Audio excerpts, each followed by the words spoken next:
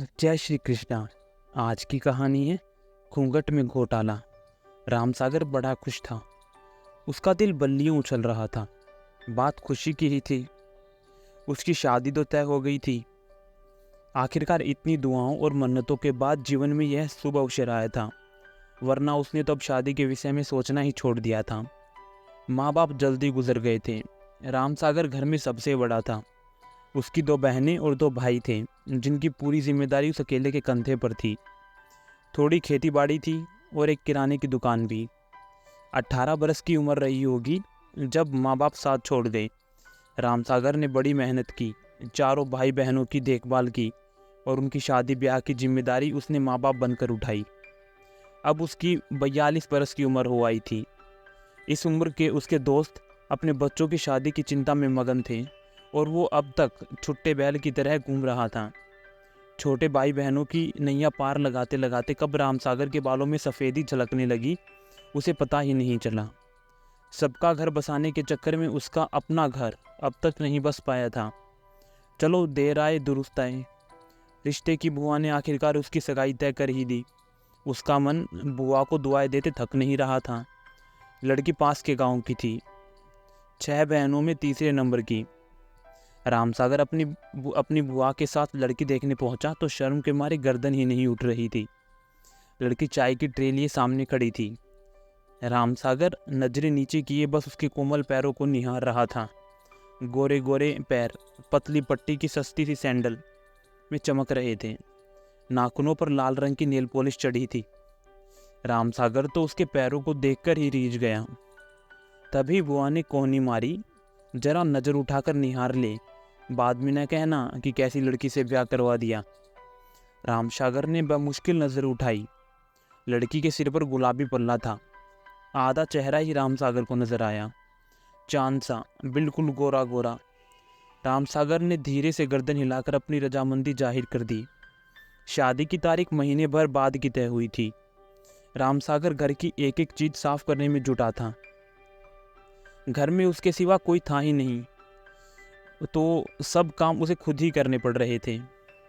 बहनें ब्याह कर अपने घरों की हो गई थी। दोनों भाई रोजगार के चक्कर में दिल्ली गए तो वहीं के होकर रह गए और एक एक करके अपने पत्नी और बच्चों को भी ले गए कि वहाँ बच्चों की अच्छी परवरिश और पढ़ाई हो सकेगी। पीछे रह गया रामसागर अकेला। 1 महीने में रामसागर ने घर का कायाकल्प कर डाला।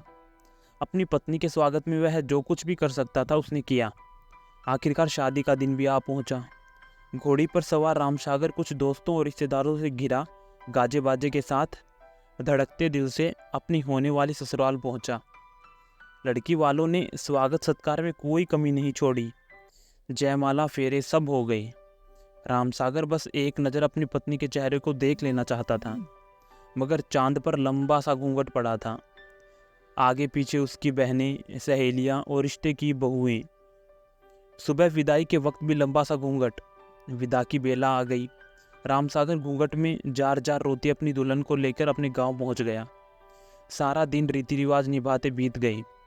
दुल्हन भीतर कमरे में औरतों के बीच दुबकी बैठी रही और वो बाहर मर्दों में। आखिरकार सुहागरात की बेला आ गई। औरतों ने आकर रामसागर को पुकारा और धक्का देकर कमरे के भीतर धकेल दिया। चांद पर अब भी घूंघट पड़ा था।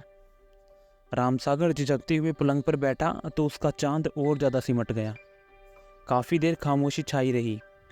आखिर हिम्मत जुटाकर रामसागर ने घूंघट के पट खोले तो जैसे उसको सांप सूंघ गया हो। घूंघट का चांद वो चांद नहीं था जो उस दिन नजर आया था। ये तो कुछ फीका फीका सा था। उसके मुंह से निकला, बेसख्ता, तुम कौन हो? वह धीरे से बोली, अनीता। रामसागर ने कहा, मगर मेरी शादी तो सुनीता से तय हुई थी। अनीता ने गर्दन झुका ली। तभी दरवाजे पर दस्तक हुई। शोक में डूबे रामसागर ने उठकर दरवाजा खोला तो सामने बुआ खड़ी थी। वह झपटकर अंदर आई और दरवाजा बंद करके पलंग पर बैठ गई। रामसागर हैरानी से उनकी ओर देख रहा था। कुछ पूछना ही चाहता था कि बुआ बोल पड़ी, रामसागर, ये अनीता है, सुनीता की बड़ी बहन। तेरी शादी सुनीता से तय हुई थी, मगर वह किसी और से प्रेम करती थी, उसके साथ भाग गई। वह उम्र में भी तुझसे काफ़ी छोटी थी, चंचल थी, तू उसे संभाल नहीं पाता। इसके पिता बहुत दुखी थे। मुझे बुलाकर उन्होंने सब सच सच बताया। माफ़ी मांग रहे थे, मिन्नतें कर रहे थे। फिर मैंने तेरे लिए अनीता को पसंद कर लिया। सब विधि का विधान है। यह भी शायद तेरे लिए ही अब तक कुंवारी बैठी थी। छोटी बहनों की शादियां पहले हो गई। देख रामसागर, अनीता रूप में भले सुनीता से थोड़ी दबी हो, मगर गुणों की खान है। अपना पूरा घर इसी ने अकेले संभाल रखा था। इसको अपना ले, तेरा ब्याह इसी के साथ हुआ है। अब यही तेरी पत्नी है। बुआ रामसागर पर दबाव डालते हुए बोली। रामसागर सिर पकड़ के नीचे बैठ गया। बुआ और अनीता एकाएक उसका चेहरा देख रही थी कि पता नहीं इस खुलासे का क्या अंजाम सामने आए। चंद सेकंड बाद रामसागर ने सिर उठाया और बोला, बुआ, घूंघट में तो घोटाला हो गया, मगर कोई बात नहीं, नुकसान ज़्यादा न हुआ। बुआ हंस पड़ी। साथ में रामसागर भी हंस पड़ा और चांद के चेहरे पर भी मुस्कुराहट आ गई। तो आशा करता हूँ आपको ये छोटी सी कहानी पसंद आई होगी। राधे राधे।